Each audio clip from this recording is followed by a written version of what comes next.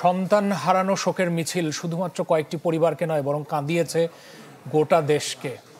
উত্তরার মাইলস্টোন স্কুলে বিমান দুর্ঘটনায় নিহত শিশুদের পরিবারে এখন শুধুই হাহাকার। শেষ বিদায় দিতে এসে বাবা মার আর্তনাদে ভারী হয় আকাশ বাতাস। আশরাফুল আলম আকাশ রিপোর্ট করেছেন, ছবি তুলেছেন মেহেদি মিরাজ। ঢালাইয়ের সেরা প্রিমিয়ার সিমেন্ট।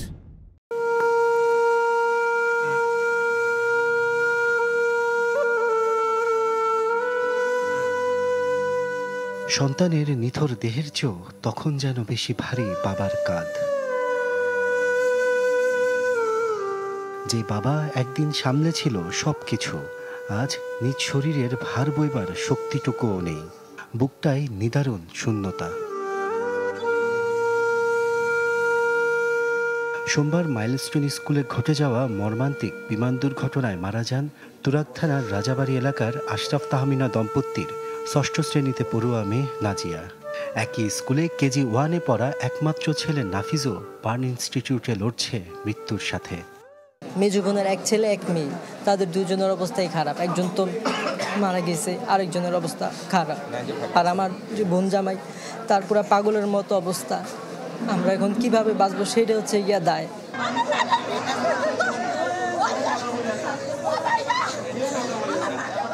পাশের তারারটেক এলাকায়ও আর্তনাদে ভারী বাতাস, আর নিশ্চুপ চোখ যেন বলে যায় এই শোকের কোনো ভাষা নেই। একে একে এসেছে নিষ্পাপ 3টি প্রাণ, যারা স্কুলে একসাথে যেত, থাকতো কাছাকাছি। আজ পরের ঠিকানায় যেতেই তাদের জন্য পাশাপাশি প্রস্তুত 3টি কবর। 4র্থ শ্রেণীর আরিয়ান আর 3য় শ্রেণীর শিক্ষার্থী ছিলেন উমায়ের ও বাপ্পি।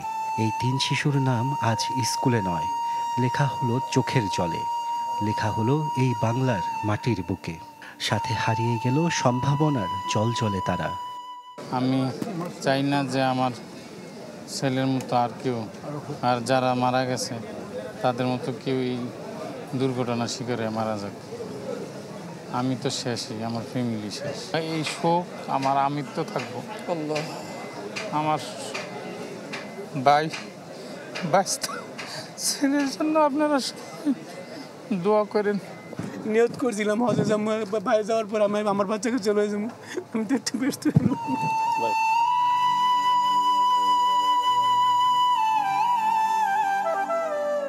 এই শিশুদের আর দেখা যাবে না কোনো দিন। যেখানে তাদের ঠাঁই হলো সেই অচিনপুরের গল্পে শুধু স্মৃতিরাই কথা বলে যায়, এক ভয়ানক বিষণ্ণতার পাতায়।